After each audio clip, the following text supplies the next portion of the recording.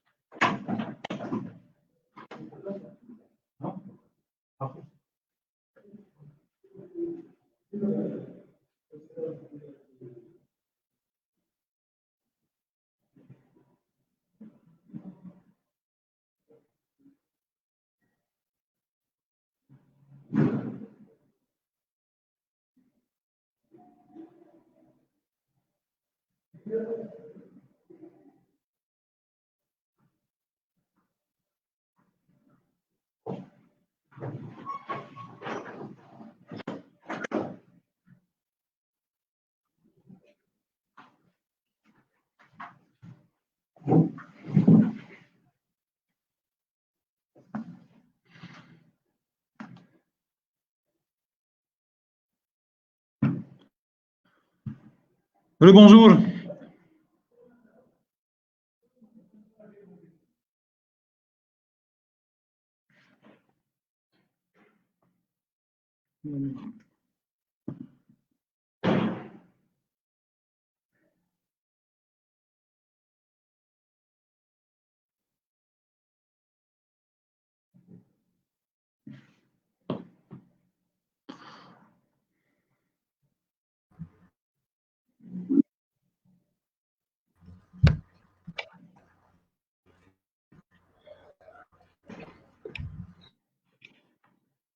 Bonjour Wael, on commence?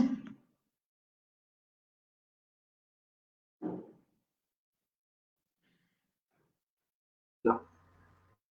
On commence Wael? Ouais. Allez. Donc, c'est bien visible pour tout le monde?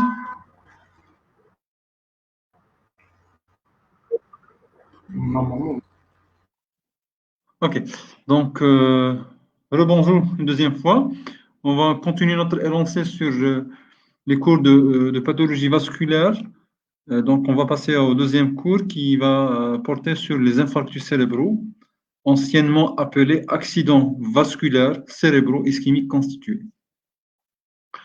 Donc, comme objectif pédagogique, toujours acquérir la définition, une définition exacte, donner les bases de la physiopathologie de l'ischémie cérébrale et son implication thérapeutique, connaître les syndromes topographiques artériels majeurs et comment asseoir le diagnostic, les procédés de diagnostic et enfin savoir faire une prise en charge en urgence de cette pathologie.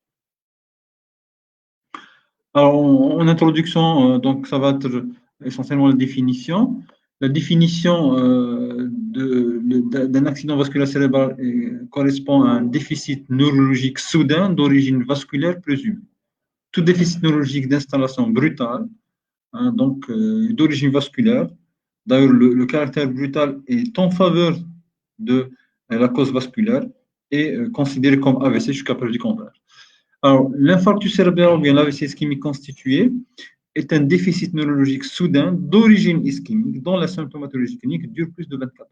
Ça, c'est une définition relativement ancienne du fait que le temps de 24 heures n'est pas maintenant respecté pour affirmer le diagnostic d'infarctus cérébral. Et ceci est dû aux avancées de moyens d'exploration, à savoir l'imagerie, et surtout pour les avancées donc, thérapeutiques. Maintenant, la prise en charge d'un infarctus cérébral se fait dans les 4 premières heures, donc nécessitant un diagnostic plus précoce et on va voir comment on va faire ce diagnostic. Cependant, c'est une définition qui est toujours d'actualité. Il y avait une proposition de faire définir l'infarctus cérébral comme tout déficit neurologique soudain d'origine ischémique dont la symptomatologie clinique est liée à présence d'infarctus confirmé à l'imagerie. Mais il n'y a pas encore un consensus là-dedans. Ça reste toujours une définition d'actualité. Alors, en matière d'épidémiologie, donc les AVC ensemble, en totalité des différents types d'AVC, aussi bien l'ischémie que l'hémorragie méningée, sont responsables de 10 à 12% de l'ensemble des décès dans les pays industrialisés. Maintenant, les AVC sont la première cause de mortalité dans le monde. Ce n'est plus le cancer, c'est presque équivalent aux cardiopathies ischémiques. Alors, les AVC ischémiques représentent 80% de l'ensemble des AVC, les AVC hémorragiques 15% et les hémorragies méningées 5%. L'ensemble de ces entités sont également responsables d'un handicap, ils sont la première cause d'handicap acquis, avant même les accidents de la circulation. Également, ils sont la deuxième cause d'une maladie grave en neurologie qui est la démence. Donc, c'est la deuxième cause de démence dans le monde. 75% des patients atteints ont plus de 65 ans, mais cependant, dans les dernières décennies, on est en train de voir plus de jeunes qui sont atteints. On a fait une évaluation de l'incidence de ces infarctus cérébraux chez les jeunes de moins de 50 ans dans la ville de Constantine. L'incidence évaluée était de 13,4 cas entre 2008 et 2011. Donc, 13,4 cas, c'est une incidence par 100 000 habitants et par an, est une incidence relativement élevée. On a une légère prédominance masculine donc, dans toutes les études occidentales. Chez nous, il y a toujours une petite prédominance féminine, donc non expliquée de façon scientifique, donc bien documentée. Et la prévalence est de l'ordre de 4 à 5, 8 cas par 1000 habitants. Le taux de mortalité est variable, donc dans le premier mois de 17 à 34%, mais cette mortalité est en train d'être réduite parce qu'il y a une réduction importante de mortalité dans le monde du fait du progrès de la prise en charge et des moyens thérapeutiques actuellement qui sont disponibles. Alors, les facteurs de risque, c'est les mêmes que ceux de l'AIT. Donc, on ne va pas se répéter beaucoup, mais on va essayer d'énumérer les plus importants. Cependant, dans l'infarctus cérébral, le plus puissant facteur de risque, c'est l'AIT lui-même. Un patient qui a des antécédents d'AIT a 7 fois la malchance de développer un infarctus cérébral. C'est quand même le facteur de risque le plus puissant du risque vasculaire cérébral pour avoir un infarctus cérébral. L'hypertension artérielle chronique avec un risque relatif est égal à 4, le diabète avec un risque relatif est égal à 2, l'hypercholestérolémie, donc avec un risque relatif qui avoisine les 3, 2,9, les cardiopathies ischémiques, surtout l'IDM à sa phase aiguë avec un risque relatif est égal à 4, le tabagisme avec un risque relatif est égal à 2,9, et l'épaisseur intime média à un risque relatif est égal à 3,9. Les autres sont multiples, les autres facteurs, l'alcoolisme chronique, la contraception orale, le souffle carotidien, le ronflement nocturne, l'hyperhomostylie, on l'a vu tout à l'heure, et d'autres facteurs qui sont moins importants, et dont la migraine est un facteur de risque. On a parlé déjà dans les AIT. Alors, un petit rappel anatomique s'impose du fait que la connaissance de l'architecture vasculaire cérébrale est très importante afin de comprendre d'une part la prédominance de la sémiologie, et d'autre part pour comprendre également les systèmes de suppléance au niveau encéphalique. Alors l'encéphale consomme 20% du débit cardiaque, donc avec pour un poids de 1,7 kg pour l'adulte mâle et 1,4 kg pour l'adulte de sexe féminin. Donc 3% de l'ensemble du corps, du poids du corps, consomme 20%. C'est quand même une part du lion, parce que c'est lui qui gère tout. Donc, ce système nerveux central permet donc de la gestion de l'ensemble de notre organisme. Et c'est pour ça, pour assurer ce débit assez élevé, on a 4 axes qui assurent donc l'apport sanguin cérébral. On a 2 axes antérieurs qui sont les 2 carotides internes et 2 axes postérieurs qui sont 2 artères vertébrales qui pénètrent par le trou occipital et vont fusionner à la face antérieure du tronc cérébral. Entre ces deux système carotidien en antérieur, système vertébro-basilaire en postérieur, on a donc une connexion, c'est une anastomose qui réalise ce qu'on appelle un cercle artériel de suppléance qui est appelé le polygone de Willis. C'est une anastomose entre les artères donc, provenant de l'artère carotide interne et certaines artères qui proviennent de l'artère du tronc basilaire, qui est donc la représentante du système vertébro-basilaire. Alors, donc la carotide primitive, une fois entrée au niveau donc, de la boîte crânienne par le siphon carotidien à son arrivée au niveau de l'apophyse clinoïde, le segment C1 comme on appelle, on va avoir donc la bifurcation en 4 grandes artères donc terminales. L'artère cérébrale moyenne, l'artère cérébrale antérieure, l'artère choroïdienne antérieure et l'artère communicante postérieure. Vous êtes fraîchement sorti de la 2e année de médecine, d'anatomie, donc vous connaissez mieux que moi ces branches. Alors, entre les 2 artères cérébrales antérieures, déjà, il y a une anastomose par intermédiaire d'une artère appelée artère communicante antérieure. Donc, on a déjà une anastomose entre le côté droit et le côté gauche, ce qui fait donc assurer la suppléance entre les différents axes vasculaires cérébraux. Le tronc basilaire qui est donc le représentant du circuit artériel postérieur provient de la fusion de 2 artères donc, vertébrales et il donne 2 artères terminales essentielles, l'artère cérébrale postérieure et l'artère communicante postérieure qui va communiquer avec l'artère carotide interne. En fait, ces anastomoses sont de 3 niveaux. On a un niveau d'anastomose au niveau des grands troncs artériels d'apport et on a un cercle d'artériel de Willis, on va voir le schéma par la suite, et on a les anastomoses corticales primériennes entre les différentes branches terminales, les petites artérioles, donc bien les petites artères superficielles corticales entre les différentes artères cérébrale antérieure, artère cérébrale moyenne, artère cérébrale postérieure. On voit d'abord, l'exemple type qu'on donne, c'est entre la carotide interne et la carotide externe. Ça, c'est important, parce qu'on le connaît bien. Alors, l'artère carotide interne donne une artère collatérale à son entrée de la boîte crânienne. Ça s'appelle l'artère ophtalmique. Elle est destinée à irriguer le tronc du nerf optique et la rétine.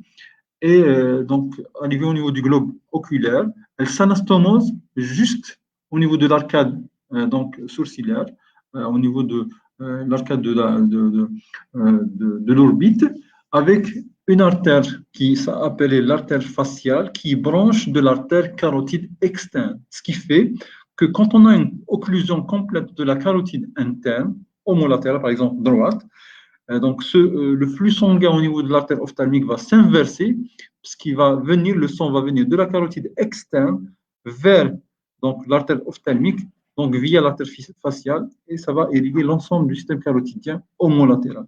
Et ça, on le voit beaucoup chez les patients qui sont grands tabagiques, qui ont des sténoses soit sévères, soit une occlusion complète de la carotide interne homolatérale, alors qu'ils n'ont aucune symptomatologie neurologique du fait de cette suppléance. Ça, c'est un exemple important de suppléance. Alors, ça, c'est les schémas qu'on devrait donc vous montrer.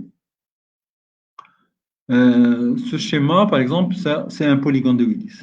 Les différents éléments constituant le polygone de Willis, vous avez l'artère carotide interne qui dans l'artère cérébrale moyenne, et ça, c'est la communicante postérieure entre la carotide interne et l'artère cérébrale postérieure. Et on a également l'artère cérébrale antérieure qui communique directement avec l'artère cérébrale antérieure contralatérale par l'artère communicante antérieure. Et ça, c'est le tronc basilaire, et ça, c'est l'artère cérébrale postérieure. Tout ça, ça s'appelle le polygone de Willis. Il y a plusieurs variantes anatomiques, mais c'est la variante la plus répandue, classiquement, qu'on voit chez les là. Alors ça, c'est la répartition des territoires artériels au niveau de l'encéphale. Ça, c'est une vue de la face interne. Vous voyez que les 4/5 de la face interne de notre encéphale est irriguée par le territoire, ou bien les artères et les branches terminales de l'artère cérébrale antérieure. Donc, l'artère callosale marginale, l'artère fronto-basale médiane, fronto-polaire, ainsi de suite. Tout ça est irrigué uniquement par l'artère cérébrale antérieure. Ce que vous voyez en postérieur, donc, je ne sais pas ce que vous voyez le pointeur, c'est le territoire en jaune, c'est le territoire de l'artère cérébrale postérieure. Hein. Ici, c'est un petit territoire également de l'artère cérébrale antérieure. Mais essentiellement, c'est entre le territoire de l'artère cérébrale antérieure et l'artère cérébrale postérieure que s'irrigue l'ensemble de la face interne. La face externe est irriguée essentiellement par l'artère cérébrale moyenne, qui est la plus grande, qui irrigue les 4/5 de l'ensemble de la surface externe, sauf un petit ruban, que vous voyez ça en vert, en bleu clair, il est irrigué par l'artère cérébrale antérieure. Également, l'artère cérébrale postérieure irrigue l'ensemble de lobe occipital et une partie, un ruban, donc le bord externe, le bord inférieur également du lobe temporal. Une vue de la face inférieure nous montre que l'artère cérébrale antérieure irrigue une petite partie des petits rubans de part et d'autre de la suture interhémisphérique, et surtout dans la région de lobe frontal, et le reste est irrigué par l'artère cérébrale moyenne, et la partie inférieure du lobe temporal, des deux lobes temporaux, sont irrigués par l'artère cérébrale postérieure. En coupe coronale, on voit bien que la plus grande partie de notre hémisphère est irriguée par l'artère cérébrale moyenne, puis l'artère cérébrale antérieure dans la région frontale et par la sagittale, et la région temporale est irriguée par essentiellement l'artère cérébrale postérieure. Vous en avez une petite partie qui est irriguée par l'artère choroïdienne antérieure qui est branche de la carotide interne. Alors, le système vertébro-basilaire, quand même, est important à connaître. Alors, il vient de la fusion des deux artères vertébrales, donc ça va donner le tronc vertébro-basilaire, et ça se termine par ces deux artères cérébrales postérieures et cérébelleuses supérieures. Et ça, c'est les branches terminales. Mais également, il y a des branches collatérales qui sont les branches semi-circulaires longues, latérales et courtes, qui irriguent la protubérance. Et vous en avez également des artères qui sont destinées aux cérébelleuses. Vous en avez l'artère cérébelleuse antéro-inférieure et postéro-inférieure. Postéro-inférieure, elle naît directement de l'artère vertébrale. Donc ça, le système vertébro-basilaire assure l'irrigation du tronc cérébral, du cervelet et du lobe occipital par intermédiaire, et d'une partie du lobe temporal par intermédiaire de l'artère cérébrale postérieure. Et on constate également qu'il y a deux petites branches qui naissent en intracrânien des deux artères vertébrales qui ont fusionné pour former l'artère spinale qui irrigue l'ensemble de la moelle. C'est pour ça, dans la définition anglo-saxonne, les AVC, ça englobe également la symptomatologie neurologique médulaire d'installation brutale d'origine vasculaire. C'est-à-dire, ça englobe aussi bien les infarctus encéphaliques, le cerveau, les hémisphères cérébelleux, le tronc cérébral, mais également la moelle épinière. Alors, le système veineux est différent au niveau encéphalique. On n'a pas des veines qui sont satellites des artères, mais on a des veines qui se drainent dans des sinus. Le drainage est fait par sinus. On a le sinus longitudinal supérieur, bien sagittal supérieur, qui est le plus important, le plus grand. Vous voyez, tout ça, c'est l'espace drainé par ce sinus. On a le sinus caverneux qui draine la région rhombolique, et la région de l'insula. Et on a le sinus latéral qui draine la partie antérieure. Et on a d'autres sinus, sinus sigmoïdien, sinus droit interne, ainsi de suite, qui sont des sinus moins importants. Alors, si on va en angiographie cérébrale, le temps artériel, on le voit bien ici, l'artère carotide interne avec son siphon, son entrée. Et vous en avez ici les artères cérébrales antérieures, l'artère cérébrale moyenne. Ça, c'est le temps veineux, et on voit bien le sinus longitudinal supérieur, et le sinus sagittal supérieur, le sinus latéral, le sinus transverse, et le sinus sigmoïdien qui est en antenne. Et tout ça, ça va se drainer dans les veines jugulaires qui vont prendre le sang veineux. Alors, la physiopathologie est importante à connaître à la fin de compte pour comprendre, d'une part, la base du traitement et le mécanisme de cet infarctus cérébral.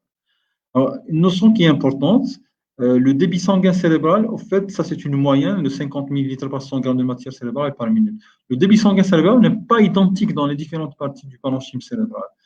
Alors, le cortex a besoin habituellement d'un seuil plus élevé, il peut aller jusqu'à 80 millilitres par 100 grammes de matière cérébrale par minute, alors que la substance blanche, le débit physiologique sanguin est de l'ordre entre 40 à 50 millilitres par 100 grammes de matière et par minute. Ce débit, au fait, il est variable en fonction de l'état fonctionnel du parenchyme cérébral. Ça veut dire que ce n'est pas l'ensemble du parenchyme cérébral qui va recevoir la même, j'allais dire, quantité de sang, mais ça sera en fonction de l'état fonctionnel. Ça veut dire si, par exemple, je suis en train de parler, bien je suis en train de marcher, ou bien je suis en train donc, de faire une activité qui nécessite la sollicitation d'une aire corticale, bien d'un ensemble d'aires corticales, comme le langage, il nécessite au moins 2 ou 3 aires corticales. Ces aires vont être affluées de sang, ils vont être perfusées de sang de façon plus excessive que les autres aires qui ne sont pas en état fonctionnel, j'allais dire. Et ça, c'est important. Donc, cette capacité de moduler donc, le débit sanguin cérébral, qui se base sur 5 systèmes à la fin de compte, permet d'adaptation du débit sanguin cérébral en fonction de la nécessité ou bien le besoin de l'état fonctionnel du cerveau. Mais cependant, on a 2 seuils à connaître. On a un seuil d'ischémie au-dessous duquel on va avoir une sémiologie neurologique et une perte de fonctionnalité, c'est le seuil d'ischémie. Quand on a un seuil de débit sanguin inférieur à 22 millilitres par 100 grammes de matière par minute, le patient perd la fonctionnalité donc de la région neuronale atteinte. C'est-à-dire qu'il va avoir une perte de la fonctionnalité des neurones, mais cependant, ces neurones sont viables. Ils sont toujours récupérables et sont toujours en état de vie. Alors que quand on arrive à un débit sanguin inférieur à 10 millilitres par 100 grammes de matière par minute, pendant plus de 3 minutes, on passe à la nécrose. C'est la destruction complète de la cellule, lyse de la membrane et destruction de la cellule avec donc absence complète ou bien destruction du tissu donc concerné par ce débit bas. En fait, entre ces 2 seuils, entre 10 et 22, on a la zone du pénombre ischémique. C'est la zone ciblée par les thérapeutiques actuelles. C'est pour ça que c'est important de connaître ça. Parce que l'objectif, c'est quoi? Dans cette zone où on a un état d'ischémie, ça veut dire perte de fonctionnalité, mais pas destruction des cellules, on a juste besoin de rétablir la perfusion, ça veut dire rétablir le débit sanguin cérébral pour récupérer ces neurones et ces structures donc, cérébrales. Et c'est très important. Mais cependant, dans cet intervalle, c'est-à-dire entre 10 et 22, si ce seuil bas de perfusion donc perdure, bien dure plus de 6 heures, le parenchyme passe en nécrose. Donc on a un délai de 6 heures en moyenne uniquement. Et c'est important. En fait, je vous ai parlé tout à l'heure de suppléance. Ces suppléances, en fonction de l'état de suppléance, ces 6 heures peuvent être prolongées, hein, donc jusqu'à plusieurs heures, presque même 24 heures, parfois même plus, chez les patients qui ont des suppléances qui sont de bonne qualité. Alors, les mécanismes de l'ischémie cérébrale, on peut avoir un mécanisme thromboembolique par formation de thrombus, soit au sein du cœur, soit au sein des artères, et par la suite, ça donne ces thrombus vont migrer, c'est-à-dire les emboles, qui vont être donc destinés à des différentes artères dans le cerveau. On a hémodynamique. Hémodynamique, c'est quand on a une baisse de la perfusion systémique, soit par une hypotension sévère, soit par une hypotension relative, mais sur sténose d'une artère de gros tronc artériel. Je vous donne un exemple. Par exemple, la situation de l'état de choc, hein, parce qu'on a une tension qui sont très bas, ou bien situation d'une hypotension chez un patient qui présente déjà une sténose carotidienne importante. Le cas de, par exemple, sténose carotidienne de 70% ou bien de 80%. Alors, quand il fait des hypotensions, il va pouvoir, ou bien il va donner un risque, ou bien il va avoir un risque de faire un AVC ischémique ou un infarctus cérébral donc constitué. Alors, troisième mécanisme, c'est les atteintes des artères perforantes, la lipohyalinose. Je vous ai parlé tout à l'heure des lacunes, c'est la même chose. Ça veut dire la lipohyalinose qui est responsable de la perte de l'élasticité donc artériolaire et artère, des petites artères, qui fait que les artères ne s'adaptent plus aux besoins, donc aux demandes des neurones et du parenchyme cérébral en fonction de l'état fonctionnel, ce qui fait qu'ils vont souffrir ces neurones du fait que le débit ne peut pas augmenter, et donc on va avoir une ischémie qui peut passer à une nécrose rapide. Le vasospasme, c'est une vasoconstriction cérébrale soit induite par médicaments certains, soit induite par agression, comme l'angiographie par exemple, ou bien induite par, dans le cadre de certaines pathologies, complications de certaines pathologies telles que les ruptures de malformations anévrismales. On a également l'hyperviscosité sanguine, c'est une situation dans laquelle les composantes, les éléments figurés du sang sont modifiés et il y a une augmentation des éléments figurés du sang dans le cadre de leucémie, dans le cadre de polygloburie, ou bien également dans le cadre d'une maladie de la coagulation qui fait augmenter le risque de formation spontanée de thrombus. Ça, c'est un schéma qui vous montre un petit peu la situation à la phase aiguë d'un infarctus cérébral. On aura toujours deux zones, une zone du pénombre ischémique, la zone qui souffre, qui a perdu sa fonction, mais qui est toujours viable. Et c'est ça la cible de nos moyens thérapeutiques maintenant, c'est essayer de sauver cette partie. Et la deuxième zone qui est perdue, c'est la zone aphasie. Et plus le temps passe, plus on va avoir une extension de cette zone infarctive. Et c'est pour ça qu'on a l'adage time is brain, ce qui est l'adage de la prise en charge de l'AVC maintenant. Il y avait donc une étude de l'évaluation de cette perte neuronale. On évalue à 1,9 million de neurones qui meurent chaque minute au cours d'une ischémie cérébrale. C'est pour ça, donc, au cours d'un AVC, d'un infarctus de moyenne taille, de 50 ml à 56 ml, on évalue la perte neuronale à l'équivalent d'une perte de 36 ans d'âge. Vous connaissez qu'à la fin de compte, plus on augmente de l'âge, on a une atrophie cérébrale qui s'installe, qui est physiologique. Et cette atrophie, cette perte de masse cérébrale, dans le cadre d'un infarctus cérébral, est équivalent à 36 ans d'âge d'évolution. Alors, comment on fait le diagnostic positif? C'est toujours sur un trépied, l'interrogatoire, l'examinologique et les examens neuroradiologiques. Dans l'interrogatoire, c'est très important de rechercher le mode de début, c'est vrai qu'il est toujours brutal, mais toujours il faut préciser l'heure de début de la symptomatologie, la date et heure précise de début de la symptomatologie. L'heure et la date et l'heure d'arrivée du patient. C'est très important, les délais d'arrivée, la date et l'heure de début de la symptomatologie. C'est pour les décisions thérapeutiques éventuellement par la suite. Rechercher le terrain pathologique, les antécédents, et rechercher les facteurs de risque. Surtout rechercher les facteurs de risque spécifiques de l'AVC qu'il ne faut pas oublier. Alors, examen neurologique, son objectif, c'est de retrouver des syndromes anatomocliniques. On va les voir tout à l'heure. Et enfin, on a l'examen neuroradiologique qui va affirmer la nature lésionnelle, c'est-à-dire l'ischémie et l'infarctus. Il va nous évaluer également ce qu'on peut gagner quand on traite, et est-ce qu'il y a une indication de traitement, mais également il nous élimine les autres diagnostics différenciés. Les syndromes anatomocliniques, ça va être en fonction de la zone ou bien du territoire concerné. Puisque je vous ai dit qu'on a deux grands territoires, territoire antérieur par les deux carotides internes et un territoire vertébro-basilaire. Alors, territoire carotidien, puisque c'est le plus important et le plus grand, donc 80% de l'ensemble des AIC concerne ce territoire. Et la plus grande artère dans ce territoire, c'est l'artère cérébrale moyenne, et elle est concernée donc, dans la majeure partie des cas, puisqu'à la fin de compte, 80% de l'ensemble des facteurs des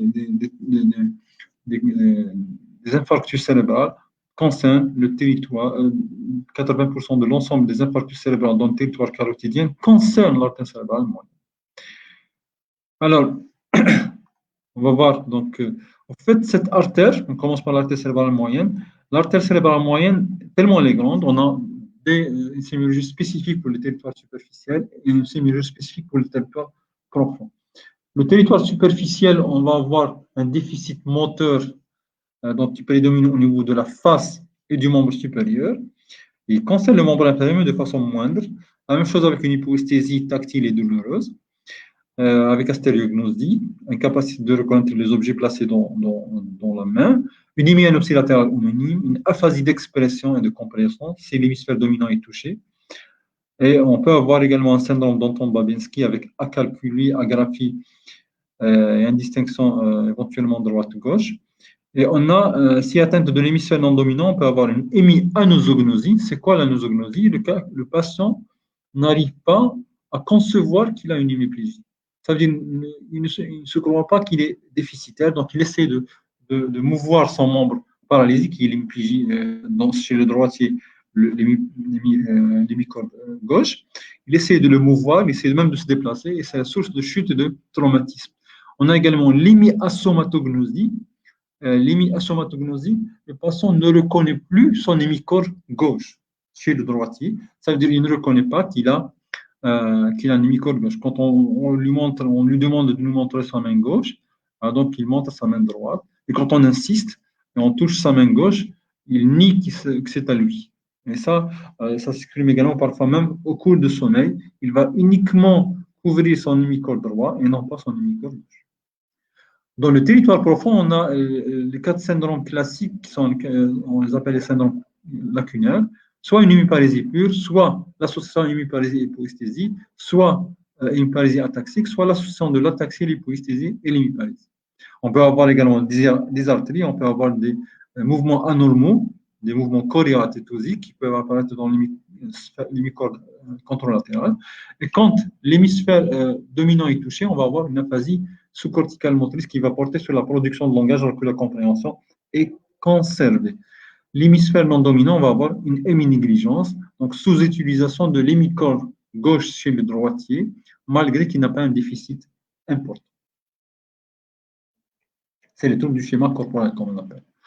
Quand on a un infarctus total de l'artère cérébrale moyenne, c'est une forme très grave, et malheureusement, c'est uniquement 10% qui vont avoir une autonomie par la suite, et 80% décèdent dans les 15 jours qui suivent. Alors, ici, l'hémiplégie, elle est massive, elle concerne aussi bien le membre supérieur que le membre inférieur que la face. L'hémianesthésie également, elle est importante et complète.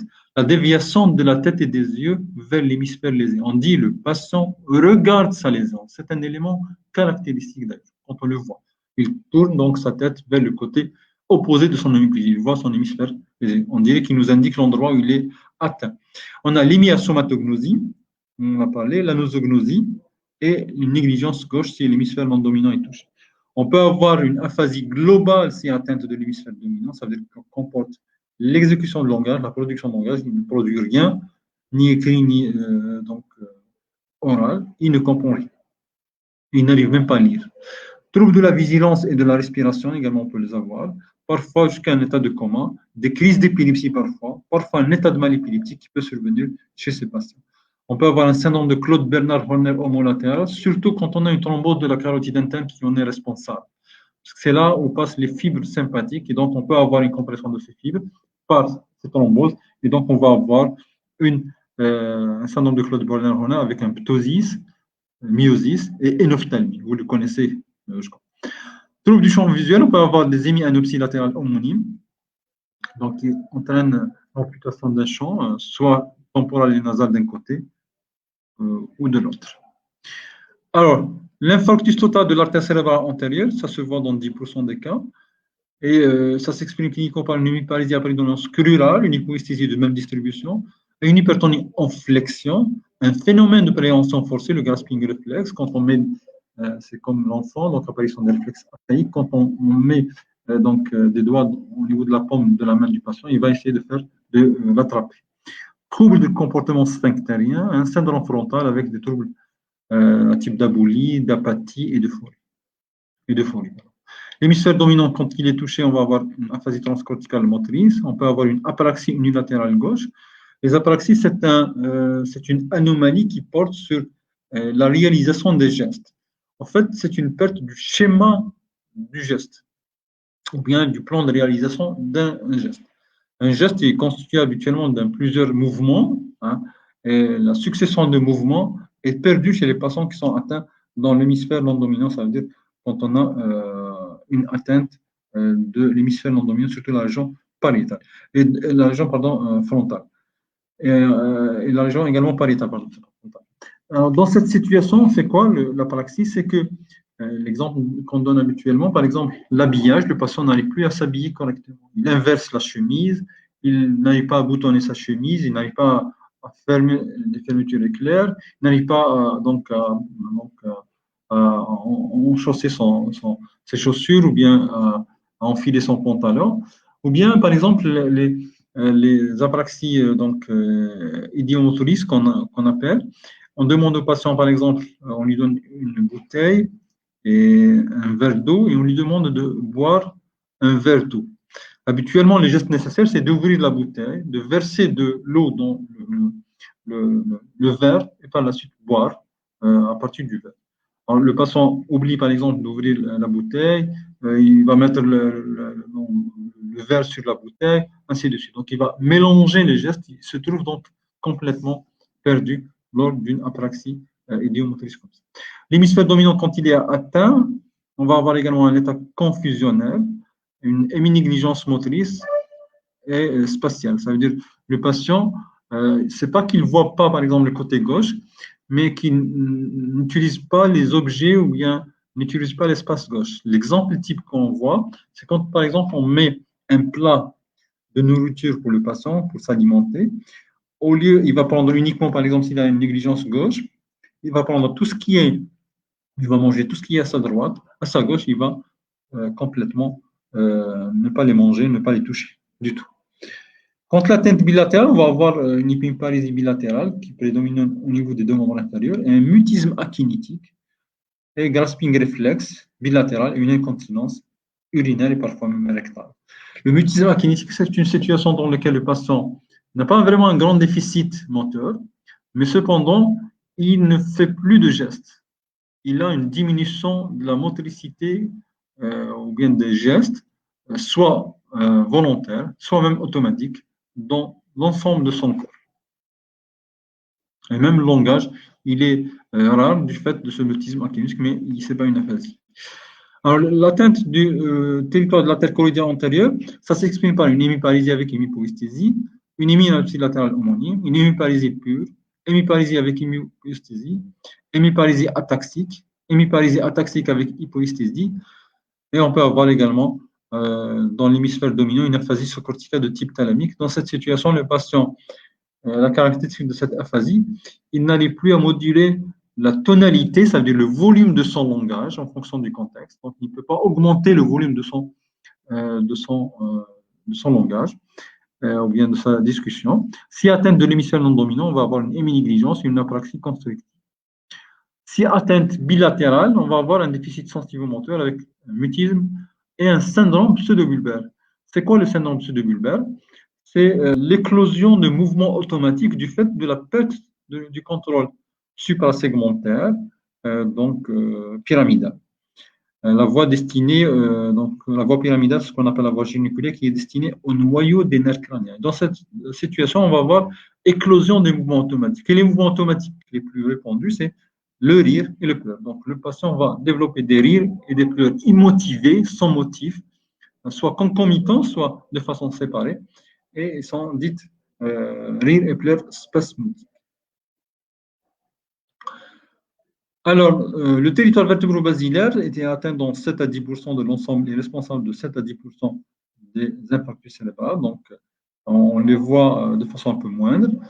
Et ici, on a des syndromes alternes, comme on appelle, au niveau du tronc cérébral, l'atteinte du cervelet et l'atteinte du lobe occipital qu'on va voir en fait. L'atteinte du tronc cérébral est caractérisée par une particularité sémiologique, c'est on a les syndromes alternes qui consistent à avoir du côté de la lésion une atteinte d'un ou de plusieurs nerfs crâniens, et du côté opposé à la lésion, on peut avoir l'atteinte des voies longues, soit la voie pyramidale, soit la voie de la sensibilité, la voie extrapyramidale. On peut avoir également une atteinte de la voie cérébelleuse. Et chaque étage va avoir une sémiologie spécifique. Par exemple, au niveau des pédoncules, on a 3 syndromes classiques. Chacun des syndromes aura une atteinte de la 3e paire crânienne, le moteur oculaire commun. Donc, une paralysie du 3 du côté de la lésion. Cette paralysie du 3, ça va s'exprimer par un ptosis, une mydriase, une paralysie de verticalité et un strabisme donc divergent. Donc ça, c'est dans les 3 syndromes. Cependant, chaque syndrome a une spécificité pour l'atteinte des voies longues. Le syndrome de Weber s'exprime par une hémiplégie gauche, ou bien une hémiplégie contralatérale, pardon, et avec anesthésie, donc atteinte de la voie de la sensibilité. Et le syndrome de Claude s'exprime, en plus de l'atteinte du tronc homolatéral, un syndrome cérébelleux sénitique, du côté opposé à la lésion. Le syndrome Bénédicte, ça va avoir, en plus de l'atteinte du tronc, on va avoir du côté contralatéral de la lésion, un syndrome extra-amygdale qui va s'exprimer essentiellement par des mouvements anormaux de type choréo-athétosie. Ce sont des mouvements anormaux amples qui intéressent les racines des membres et la distalité, ça veut dire les mains, éventuellement le pied au membre inférieur. La protubérance, au niveau de la protubérance, on a également une sémiologie toujours dans le même cadre d'un syndrome alterne, atteinte des nerfs crâniens plus atteinte des voies longues. On va voir dans un syndrome habituellement, il est dû à l'occlusion complète du tronc basilaire, surtout à sa partie moyenne et terminale, ce qui va entraîner donc un état très particulier avec une tétraplégie flasque, une diplégie facio-pharyngo-glossomasticatrice. Et donc, c'est une diplégie qui est de type périphérique par l'atteinte de la 7e paire crânienne. Parfois, elle est étendue jusqu'au niveau de la jambe bulbaire. Émeutisme, parce qu'il n'arrive plus à faire les mouvements nécessaires pour articuler son langage, parce que du fait de la paralysie faciale, la paralysie linguale associée parfois. Macétérienne, pardon, associée. On peut avoir également une paralysie bilatérale de l'horizontalité du regard par atteinte de la 6e paire crânienne, qui est le moteur oculaire commun, moteur oculaire externe, qui est responsable des mouvements de l'abduction de l'œil. Donc, le patient ne peut pas porter son œil à l'extérieur. Donc, on va avoir un strabisme convergent. Ce locked-in syndrome, c'est un syndrome qui est très grave. Au début, le patient n'a pas de trouble de conscience, mais à l'évolution, il peut avoir un coma et des troubles respiratoires qui peuvent aboutir au décès du patient. Le syndrome de phobie protubérantielle, on a deux types, supérieur et inférieur. Le supérieur, on va avoir une paralysie de latéralité du regard, homolatérale. Le patient va regarder sa lésion toujours. Et une paralysie faciale de type central, du côté opposé, avec un déficit sensitivo-moteur contralatéral. Dans le phobie protubérantielle inférieure, la paralysie de latéralité se fait vers le côté de la lésion, vers le côté, pardon, de la paralysée. Le patient va regarder non pas sa lésion, mais regarder sa paralysie.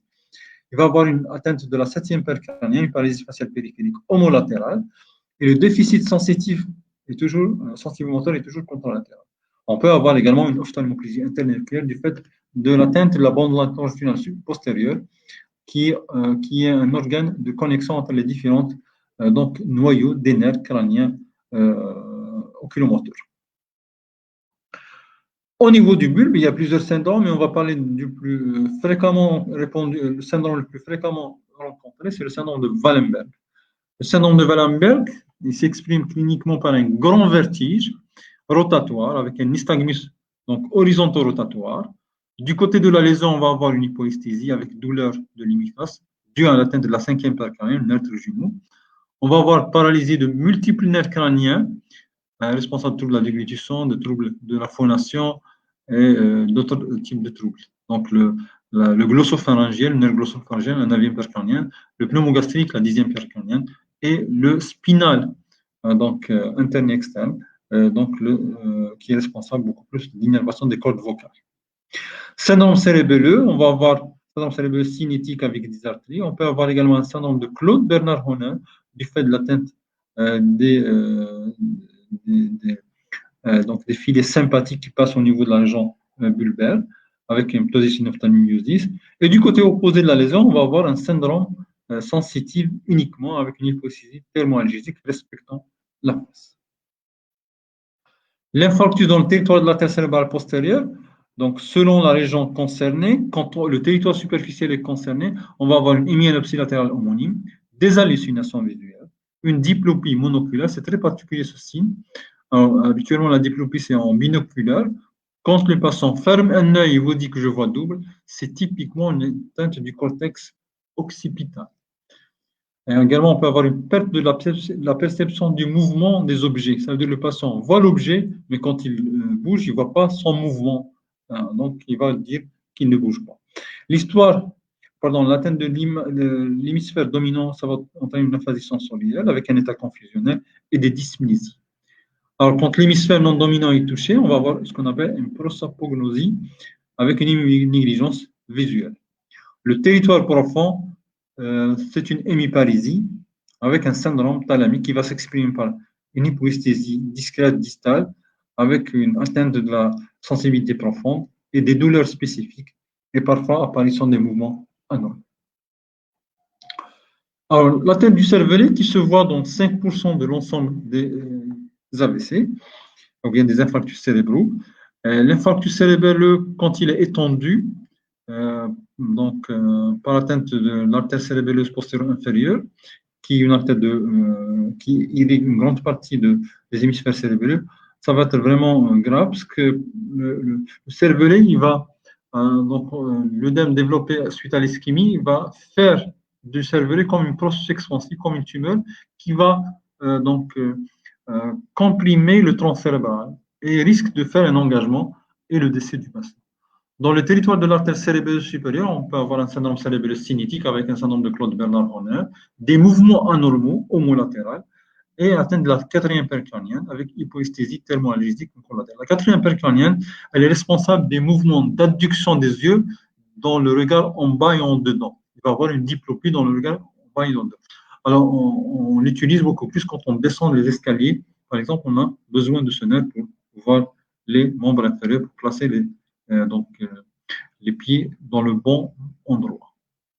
Donc, c'était la sémiologie clinique à la fin de compte, l'ensemble des syndromes anatomocliniques, donc induits par un infarctus cérébral.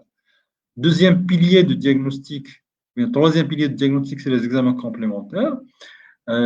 Ceux utilisés à visite diagnostique positive pour affirmer la nature de la lésion, c'est-à-dire de l'ischémie et de l'infarctus cérébral. TDM cérébral sans produit de contraste, c'est l'examen clé qu'on demande habituellement en urgence. Donc, on le demande en premier, parce que c'est facile à faire, c'est moins cher et c'est rapide à réaliser. C'est vraiment très rapide, c'est en quelques secondes qu'on coupe un crâne par une TDM. L'ischémie se traduit par une hypodensité limitée dans le territoire artériel. Cependant, il a un petit souci dans le sens qu'il est normal dans les 24 premières heures. Ça veut dire qu'on peut ne pas avoir des éléments d'orientation diagnostique. C'est vrai, on a des scores spécifiques pour essayer de chercher les éléments d'orientation par une ischémie précoce. On appelle ça les signes précoces de l'ischémie cérébrale. On recherche l'absence de différenciation entre substance grise et substance blanche. En fonction de la qualité de scanner qu'on peut faire ça.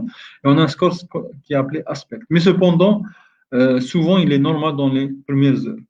Donc, l'hypodensité n'apparaît habituellement que après les 24 heures. Alors, c'est pour ça qu'on recourt à notre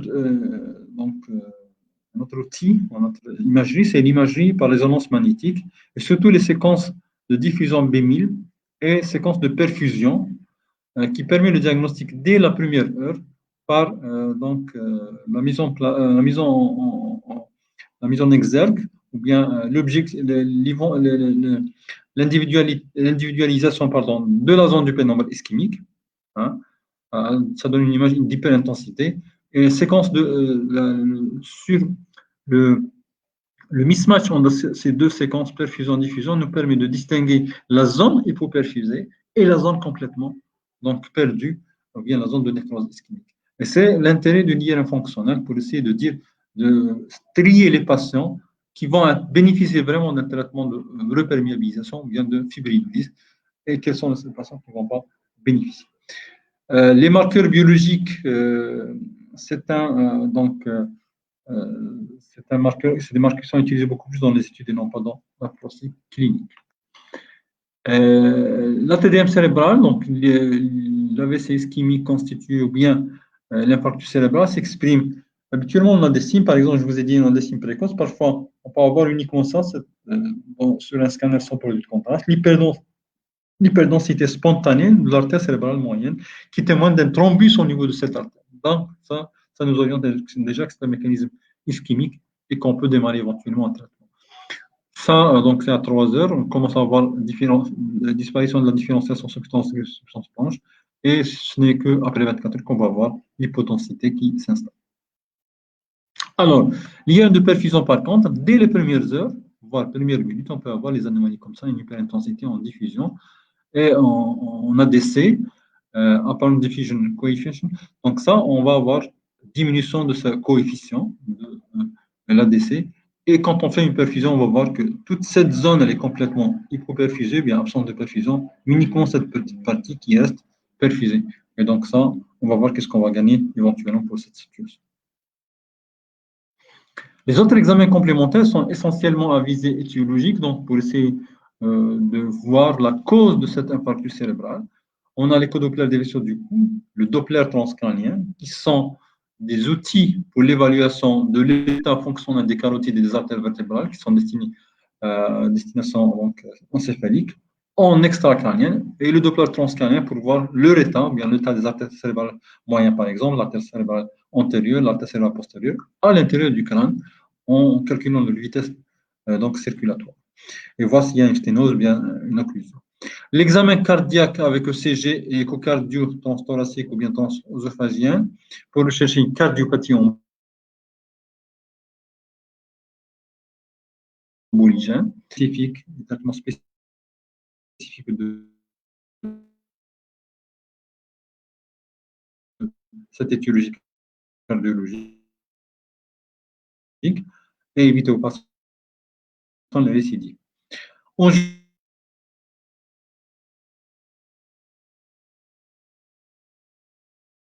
TDM IRM, c'est juste pour non seulement un extracrânien, mais dans le cadre de maladies génétiques du système vasculaire. On a l'artériographie cérébrale, elle est utilisée maintenant, c'est uniquement dans un but, j'allais dire, thérapeutique. On fait l'artériographie à destination pour faire une thrombectomie, par exemple l'aspiration du caillou, du thrombus, ou bien pour une thrombolyse intra-artérielle, donc l'artériographie, ou bien certaines situations exceptionnelles de malformations vasculaires qui peuvent être découvertes à l'occasion du TDM du LIA. Les autres bilans biologiques, numération formée sanguine, glycémie, ionogramme sanguin, dosage des lipides, bilan inflammatoire, hématologique, immunologique, ça c'est le minimum qu'on fasse. Mais ça peut être variable en fonction du patient, en fonction des signes, ou bien des antécédents, éventuellement des signes associés donc dans l'examen somatique qui peut révéler d'autres éléments de pathologie qui devraient être explorés et diagnostiqués. Enfin, on bilan selon le contexte clinique. Et ça, c'est des exemples pour vous montrer un petit peu. Ça, c'est une sténose carotidienne sur une plaque d'athérome. Vous avez une sténose serrée. Ici, vous voyez les plaques. Ça, c'est le sang, le flux de sang qui passe. Alors, le diagnostic différentiel, ça se pose avec les AVC hémorragiques sur le plan clinique, essentiellement, avec les tumeurs cérébrales secondaires, les métastases, et avec les hémorragies intratumorales. Et ça, c'est l'imagie qui va trancher. Un scanner, ça suffit largement pour éliminer ces trois types de diagnostics facilement. Il y a un autre diagnostic différentiel, mais c'est facile quand même. C'est les maladies vasculaires, bien les maladies inflammatoires du système nerveux central. Et cette situation, habituellement, on a des éléments cliniques et des éléments d'histoire de la maladie qui peuvent nous orienter, donc tels que sclérose en plaques ou autre. Mais cependant, c'est des situations très particulières. Les diagnostics étiologiques, l'athérosclérose est la première cause, surtout chez les sujets âgés, dont 20 à 30% des infarctus cérébraux sont dus à cette athérosclérose. Les cardiopathies emboligènes, 15 à 20%, mais cependant, les cardiopathies emboligènes sont plus fréquemment rencontrées chez les sujets âgés, chez les sujets jeunes, moins de 50 ans. Alors, ils sont de l'ordre de 36% chez les sujets moins de 50 ans. Les cardiopathies emboligènes sont multiples. On a les valvulopathies, les prothèses valvulaires, les troubles du rythme cardiaque, l'arythmie cardiaque par fibrillation auriculaire, l'IDM, les endocardites, les myocardites, les cardiomyopathies dilatées, les insuffisances cardiaques. Tout ça, ça peut être source d'embole, ça peut être donc source d'un accident vasculaire cérébral ischémique constitué. Les dissections des artères cervicales et cérébrales sont également fréquentes chez les sujets de moins de 50 ans. Ça représente 20% de l'ensemble des causes. Et enfin, on peut avoir donc également les causes hématologiques qui sont de l'ordre de moins de 10%, polyglobulie, thrombocytémie, les leucémies, les CIVD, le déficit en protéines de coagulation. Et autres causes de type de vascularite, de lupus, syndrome des anticorps lipides. La grossesse également est une cause d'AVC ischémique chez la femme jeune. En fait, la grossesse, plusieurs mécanismes. Parfois, la grossesse, on est la cause à cause des maladies associées, surtout l'HTA gravidique, mais également certains états d'hypercoagulabilité. Mais surtout, le risque majeur se voit au cours de la période du péripartum, c'est-à-dire l'accouchement, juste avant l'accouchement, lors du travail, ou bien juste en post-partum. Et ça, on a des pathologies cardiologiques qui peuvent se développer, soit les cardiomyopathies du postpartum. On a également les angiopathies cérébrales du péripartum, hein, donc qui peuvent survenir quelques heures avant l'accouchement ou bien quelques jours après l'accouchement, et ça crée des infarctus cérébraux. On a également les angites isolées du système nerveux central, c'est une inflammation des artères et des veines au niveau encéphalique, parfois une inflammation des artères qui sont secondaires à des maladies systémiques, soit isolées. On a la consommation de drogue dure, surtout la cocaïne, l'héroïne, éventuellement le crack ou autre. On a également les infections. Le VIH est incriminé, le syphilis, la brucellose. On a également l'hypertension artérielle, c'est une cause d'infarctus de type lacunaire. L'infarctus cérébral n'a plus de cause, ou il n'y a pas de cause, chez 15 à 40% des cas. Surtout chez les sujets jeunes, parfois on est amené à refaire les examens complémentaires plusieurs reprises pour essayer de détecter une cause. Mais cependant, ça reste parfois inconnu dans ce pourcentage, surtout chez les sujets jeunes. Alors ça, c'est des exemples d'athérosclérose. Ça, c'est une occlusion complète de la carotide interne par une plaque calcifiée sur une angiographie. Et ça, c'est le Doppler. Hein, donc ça, on voit une plaque complètement obstructive de l'artère carotide interne. Ça, c'est d'autres anomalies également qu'on peut voir. Ça, c'est ce qu'on appelle les hypoplasies de la carotide, hein, une petite carotide, ou bien une hypoplasie complète de l'artère vertébrale. Ça, on peut l'avoir, il peut parfois source d'un infarctus. Alors, qu'est-ce qu'on devrait faire pour la prise en charge? Je vous ai dit déjà au début, c'est une urgence de diagnostic positif et de prise en charge thérapeutique. Alors, donc, cette urgence nécessite vraiment de mettre en place toute une filière de soins spécifiques dédiés pour cette pathologie qui est de plus en plus fréquente. Je vous donne un exemple. En neurologie, en CHU de Constantine, série de neurologie, on reçoit presque 1000 patients par an. C'est quand même énorme. Et c'est pour ça la mise en place de ces structures spécifiques, de ces filières de soins, ils sont basés au fait sur un concept particulier, time is brain. On a expliqué que c'est que l'objectif de cette filière, c'est de faire vite pour le diagnostic positif et démarrer rapidement un traitement spécifique afin de faire la reperfusion et éviter aux patients d'avoir des séquelles importantes et éventuellement assurer la guérison. Un mot qui est rare en neurologie. Alors, la prise en charge de l'AVC ischémique à la phase aiguë, c'est la plus grande réussite thérapeutique dans la fin du XXe siècle et le début du XXIe siècle. Quelque chose qui n'était pas guérissable avec une conséquence dramatique devient guérissable quand on le fait durant les 4 premières heures. Le patient doit être hospitalisé dans les 4 premières heures et pris en charge avec un traitement spécifique. Le traitement consiste à une thrombolyse par le recombinant tissu plasminogène active en IV dans les 4 heures et demie, dans les 4 premières heures et 30 minutes. Ça, c'est important. Alors, cette filière, elle devrait comprendre au moins une unité stroke, ou bien une unité neurovasculaire. Stroke unit, c'est une unité qui est habituellement dans un service de neurologie, avec une équipe qui comporte au moins un neurologue spécialisé en neurovasculaire. C'est possible d'avoir un cardiologue, c'est encore mieux, un kinésithérapeute, des orthophonistes et des infirmiers formés pour la prise en charge de l'AVC. L'objectif, c'est quoi? C'est de faire le diagnostic positif, de faire la prise en charge de la phase aiguë, de faire le bilan étiologique et de commencer un traitement préventif. Par la suite, on envoie le patient toujours dans le cadre de la filière, pour continuer sa prise en charge. Ce traitement permet, ce traitement qu'on donne dans la structure, ça permet d'avoir, de faire la reperfusion avec possibilité de récupération complète du déficit neurologique. La thrombolyse peut être faite également en intra-artériel. L'autre, on intervenait en moins de 4 heures, en intra-artériel en moins de 6 heures. Et maintenant, depuis 2014, et encore en 2017, la thrombectomie avec inspiration, c'est quoi? On met en place un cathéter à partir de l'artère iliaque ou fémorale. On va aller jusqu'au niveau on fait une artériographie, on va donc objectiver l'artère concernée par le thrombus, ou bien l'obstacle, et on va passer un cathéter jusqu'au niveau de ce thrombus. Et on va placer un appareil spécial, ou bien un dispositif qui va, c'est comme un hameçon, il va essayer de capter et d'attraper ce thrombus, et par la suite, on va le tirer à l'extérieur du corps. et on va reperméabiliser l'ensemble du territoire concerné par cet arrêt de la perfusion.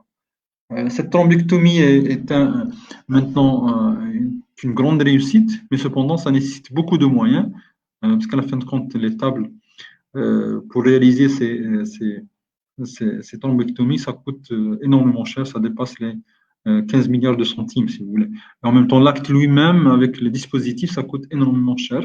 Mais au fur et à mesure que ça évolue dans le temps, donc ça va être. Parce que maintenant, on a un temps, ce n'est pas uniquement dans les 4 heures, bien 6 heures, mais ça élargit le temps d'action jusqu'à 24 heures, ce qui nous permet un petit peu d'avoir du temps pour faire du bien aux patients.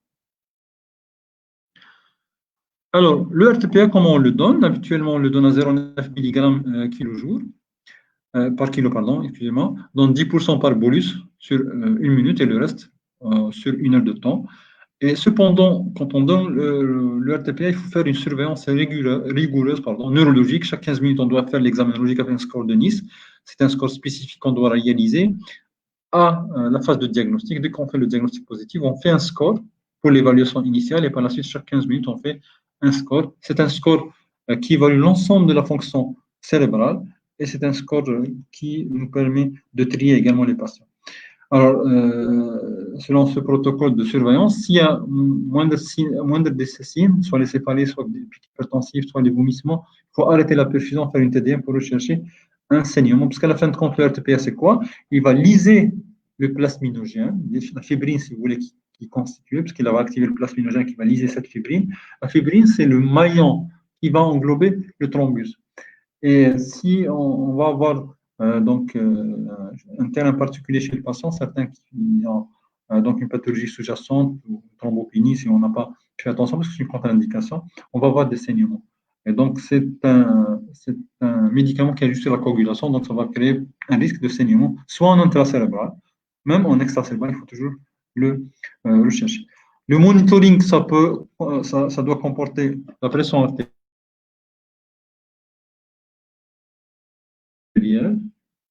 le CG, la saturation d'oxygène, la fréquence respiratoire, la température. Et parfois même, parce que je vous ai dit, parfois on peut avoir des crises épileptiques, voire un état de manie épileptique, au moins durant les 3 premiers jours. Alors, le mesure de la pression artérielle se fait chaque 15 minutes pendant les 2 premières heures, et par la suite, on va espacer cette évaluation. Si la pression artérielle est supérieure à 180 mm de mercure et 105 mm de mercure, un traitement antihypertensif s'impose. Si on thrombolyse un patient, il faut avoir les subtensionnés qui sont inférieurs à 180. Ça veut dire on traite la tension artérielle tout d'abord, mais pas de façon excessive, pas de façon intense, mais juste pour abaisser au-dessous de ce seuil de 180 mm. Mais jamais la normaliser immédiatement, jamais. C'est une cause d'aggravation de la situation. Au-delà de 6e heure, on peut faire la thrombectomie, je vous en parlais déjà tout à l'heure. Sinon, si on n'a pas les moyens, un traitement anti-édématopathe du mannitol à 20%, 0,25 g. Enfin, il n'est indiqué que chez les patients qui ont sur la TDM un œdème cérébral. Sinon, ce n'est pas la peine de donner, parce qu'on le donne de façon limitée dans le temps. Encore, il y a des effets secondaires dans le sens que ça crée une déshydratation chez les vieux. Donc, il faut éviter ça quand on n'a pas d'œdème cérébral. Alors, cependant, ici, quand on ne fait pas de thrombolyse, le patient a dépassé les délais, on n'a pas les moyens de faire de thrombectomie, la prise en charge de l'hypertension change. Ici, on tolère les chiffres tensionnels jusqu'à 220 mm de mercure pour la systolique et de 120 pour la diastolique. C'est quand ça dépasse ces seuils qu'on va traiter. Et ça, c'est très important. Parce qu'à la fin de compte, ça nous est arrivé des dizaines de fois, ce n'est pas des centaines de fois, et ça se voit essentiellement au niveau des services des urgences, des patients qui viennent pour des pics hypertensifs au niveau des urgences. Ils subissent ou bien ils vont avoir un traitement par voie parentale, un traitement antihypertensif pour essayer d'abaisser les chiffres tensionnels, voire les normaliser. Quelques heures après, ils viennent en neurologie pour une hémiplégie totale. C'est quoi? Pourquoi? Parce qu'à la fin de compte, on est en train de lutter contre un mécanisme de compensation physiologique. Quand le cerveau sent qu'il y a un manque de perfusion, qu'est-ce qu'il va faire? Il va essayer d'augmenter la pression de perfusion cérébrale. Comment augmenter? Il va agir sur la pression de perfusion systémique en augmentant la fréquence cardiaque, en augmentant la vasoconstriction périphérique pour augmenter la pression artérielle, systolique et diastolique. Donc, c'est une réaction tout à fait physiologique. On peut avoir des pics hypertensifs chez un patient qui n'est pas hypertendu du tout à la phase aiguë d'un AVC ischémique jusqu'à 200 mm de mercure. Et il n'est pas du tout hypertendu. C'est une réaction tout à fait physiologique. Ça, c'est pour augmenter la quantité de sang qui arrive dans le cerveau, tout simplement. Et au niveau encéphalique, il va faire une vasodilatation. Donc, cette hypertension, elle est réactionnelle, elle est physiologique, c'est un moyen de défense. Donc, il ne faut pas la traiter, il ne faut pas la normaliser, il ne faut pas lutter contre. Parce que sinon, qu'est-ce qu'on va avoir? On va avoir diminution de la pression de perfusion, diminution du débit sanguin cérébral et encore extension de la zone d'ischémie et la zone d'infarctus cérébral. Donc, c'est une grave erreur à ne pas faire chez les patients qui ne sont pas candidats à la thrombolyse. Quand ils sont en action élevée, il faut tout d'abord ne pas donner un traitement par voie parentérale. Sinon, chez les patients qui sont hypertendus, font des petits hypertensifs, il faut faire un examen neurologique, rechercher des petits signes déficitaires, c'est très important. Une petite paralysie faciale, un petit engourdissement des membres, un petit fourmillement des membres, une petite dysarthrie, une lourdeur de langage. Tout ça, c'est des éléments en faveur de souffrance cérébrale. Donc, il ne faut pas s'acharner à AVC subtentionnel parce que vous allez créer un AVC ischémique ou un infarctus très étendu parfois chez ces patients. Et on a subi ça plusieurs fois. Alors, les anticoagulants doses préventives sont discutés, mais on peut les utiliser à la phase aiguë. Des traitements des pneumopathies et des infections urinaires. C'est quand même un temps capital. C'est pour ça que les patients sont hospitalisés dans des unités de soins spécifiques, à savoir les unités neurovasculaires. Les pneumopathies sont la deuxième cause de mortalité. Et c'est des pneumopathies d'inhalation. Et c'est pour ça que je conseille toujours mes résidents, quand ils ont des patients comme ça, et je conseille toujours les praticiens comme ça, quand on a un patient qui présente une sémiologie neurologique d'installation brutale, présumée d'être d'origine vasculaire liée à un AVC, alors il faut explorer la déglutition du patient. C'est impératif. Alors, comment explorer? C'est vrai, il y a des tests spécifiques et c'est difficile de les réaliser quand vous n'êtes pas spécialiste.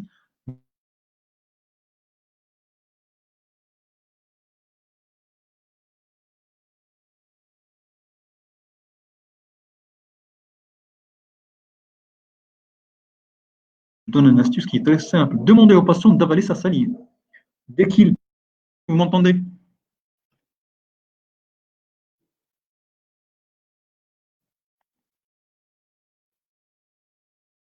Oui, vous m'entendez?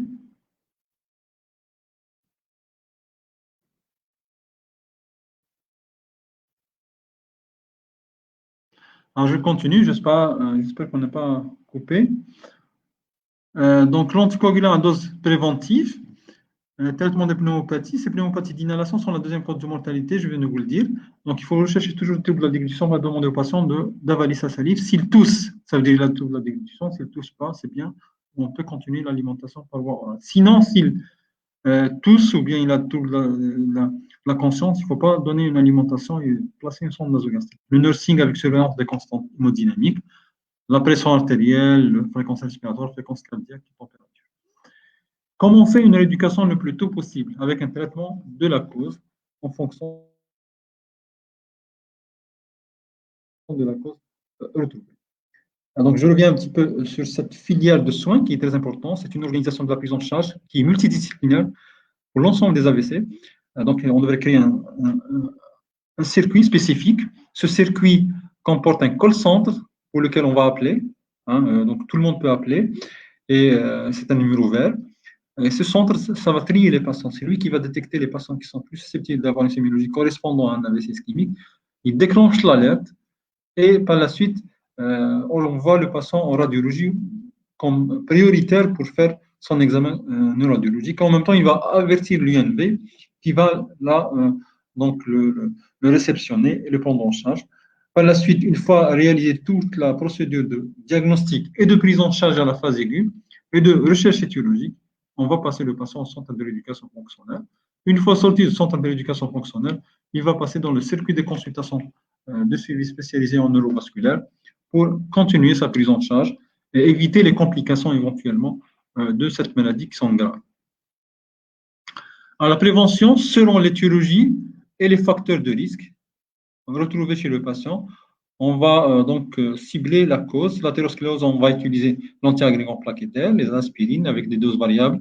Habituellement, la dose moyenne utilisée, c'est 100 mg, et on peut aller de 160 jusqu'à 1300 mg qui est efficace. Mais au moyen, c'est 50 jusqu'à 100 mg, c'est largement suffisant. Clopidogrel, statine et hypolipémiant. Systénose carotidien, donc supérieur à 70%, on fait un traitement chirurgical. Endartérectomie ou bien angioplastie. Dans l'athérosclérose, parfois, quand on a un AVC ischémique ou bien un infarctus cérébral mineur, ça veut dire un score d'un IHSS inférieur à 3, on peut donner une double antiagrégation plaquettaire, c'est-à-dire double interagrégation plaquettaire, association de l'aspirine plus clopidogrel, plus un bolus de clopidogrel à la phase aiguë. Donc, G1, on donne 300 mg de clopidogrel plus l'aspirine 100 mg. Et jusqu'à 21 jours, on donne l'association 75 mg plus 100 mg, 75 de clopidogrel, 100 mg d'aspirine. Et on va arrêter ça après, après 21 jours et passer uniquement à un seul antiagrégant plaquettaire. Sinon, si la sténose est très élevée, on passe directement à la chirurgie avec, bien sûr, persistance de l'antiagrégant plaquettaire, sauf pendant la période de l'acte opératoire. Les cardiopathie emboligènes nécessitent une anticoagulation endoscurative si contre-indication les antiagrégants plaquettaires. Un traitement spécifique pour chaque cause éventuellement.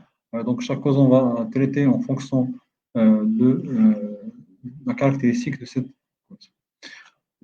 Enfin, en matière de pronostic, la mortalité était à un an de l'ordre de 40%. C'est vrai, maintenant, on a une réduction de mortalité qui est importante dans le monde, de l'ordre de 26%, par exemple, je crois, 36% selon l'OMS. Dépression dans 30% des cas. Et une épilepsie post-infarctus cérébral. Donc, l'épilepsie et la dépression, c'est une complication classique d'un infarctus cérébral. Il faut toujours la rechercher et la traiter, parce qu'en fin de compte, quand on traite une dépression de façon efficace, on améliore l'assiduité du patient et la compliance avec le traitement. C'est-à-dire que le patient va continuer son traitement, il ne va pas arrêter son traitement. Et donc, ça va améliorer un petit peu la qualité de vie, la qualité de prise en charge. L'épilepsie est une complication qui se voit dans 10% et elle nécessite un traitement au long cours. Donc, on nécessite parfois un bilan, éventuellement un EEG, et un traitement adéquat en fonction du terrain particulier ou bien de type de crise que le patient développe. Il y a un risque de démence. Malheureusement, on n'a pas de prévention pour la démence vasculaire. La seule prévention pour la démence vasculaire, c'est une prévention de l'AVC lui-même. Si on évite la récidive des AVC, on évite la survenue d'AVC, on va faire une prévention de la démence en elle. Le degré d'handicap est de la lésion, ainsi que le terrain pathologique du patient.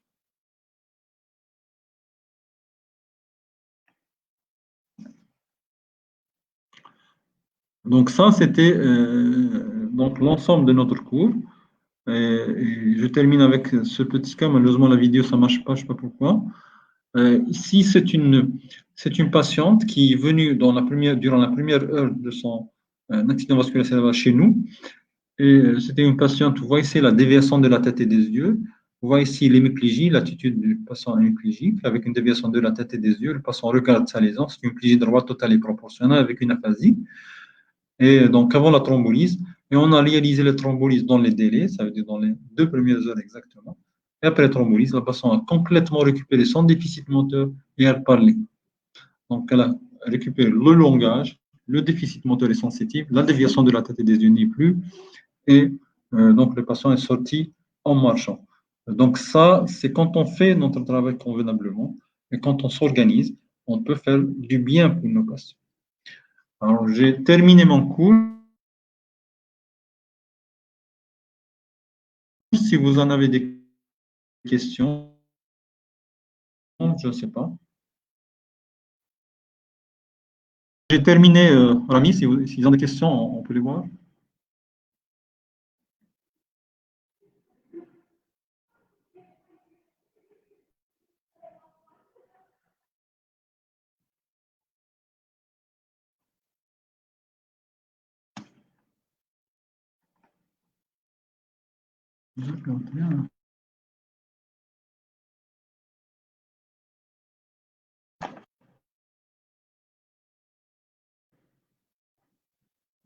Rami, vous êtes là?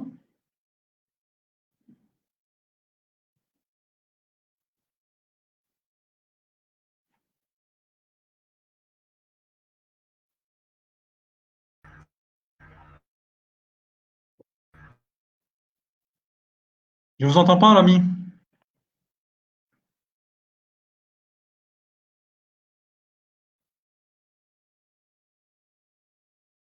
Je ne sais pas, j'ai une question. Vous m'entendez? Vous m'entendez? Parce qu'il y avait un commentaire ici qui a. Je n'entends pas. Vous m'entendez bien? Ah, non, oui, oui, très bien. Ok.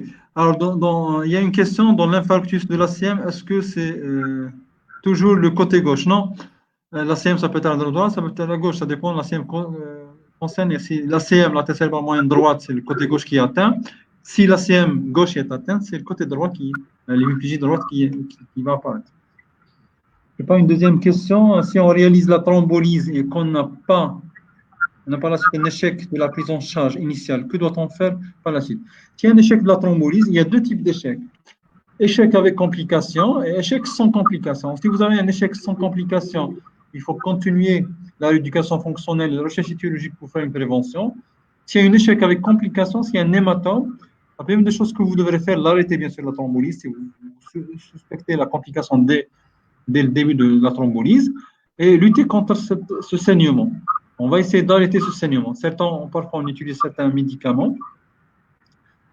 Parfois, on peut avoir donc recourir à la chirurgie si c'est un hématome très volumineux. Sinon, on donne la vitamine K éventuellement pour arrêter le saignement. Deuxième complication, c'est qu'on peut avoir une réaction allergique au produit. Ça veut dire surtout un œdème de Quinn. C'est une complication qui peut se voir. Et ça, on a besoin d'arrêter le RTPA, de donner du Solimedrol et de donner parfois un antidote pour la réaction anaphylactique pour essayer de limiter sa sévérité. Alors, si également la thrombectomie a un échec sans complication, on peut passer à la thrombectomie. Thrombectomie, c'est aspiration du thrombus. Donc, on a un délai maintenant jusqu'à 24 heures quand on a des centres spécialisés dans ce domaine. Alors, notre question, est-ce qu'on peut voir un AVC ou un AIT avec une pression artérielle normale? Alors, l'AIT, on peut l'avoir avec une pression artérielle normale. L'AVC, quand on a un infarctus cérébral avec une pression artérielle normale, c'est un élément de gravité. C'est-à-dire que les systèmes de compensation ne travaillent pas. Et je vous ai dit comment compense le cerveau. Il ordonne le cœur d'augmenter la pression par augmentation de la fréquence cardiaque et augmente également la vasoconstriction périphérique pour augmenter la pression artérielle systémique. Alors, s'il y a une tension artérielle qui est normale, il faut craindre que le patient fait un IDM concomitant ou bien une insuffisance cardiaque sévère. Donc ça, c'est un signal d'alarme que le patient présente encore une pathologie plus grave. Il faut la prendre en charge. Alors, je ne sais pas, une question dans l'infarctus cérébral, est-ce qu'on... c'est quoi? Est-ce que c'est une molécule thérapeutique? Si oui, quelle classe? Alors, c'est un fibrinolytique. Le RTPA, c'est un fibrinolytique. Il va couper les mailles de fibrine qui se forment sur un thrombus. C'est un fibrinolytique. L'autre question, pourquoi dans la plupart des cas, le côté gauche qui est paralysé? Non, c'est fou. Ce n'est pas dans la plupart des cas. Ça peut être gauche, ça peut être droite. Quand c'est gauche, parfois, nous, neurologues, on pense que c'est une simulation. Hein? Donc, attention. Donc, ce n'est pas toujours la gauche. Ça peut être gauche comme ça peut être droite. Ils sont presque atteints de façon équivalente, côté gauche et côté droit. Je pense qu'il y a d'autres questions. Je crois que c'est uniquement ça. Non, c'est bon. C'est bon, je crois qu'il n'y a pas d'autres questions. J'espère que c'est bien clair. C'était clair, vous avez bien reçu. Il n'y avait pas de coupure, Rami?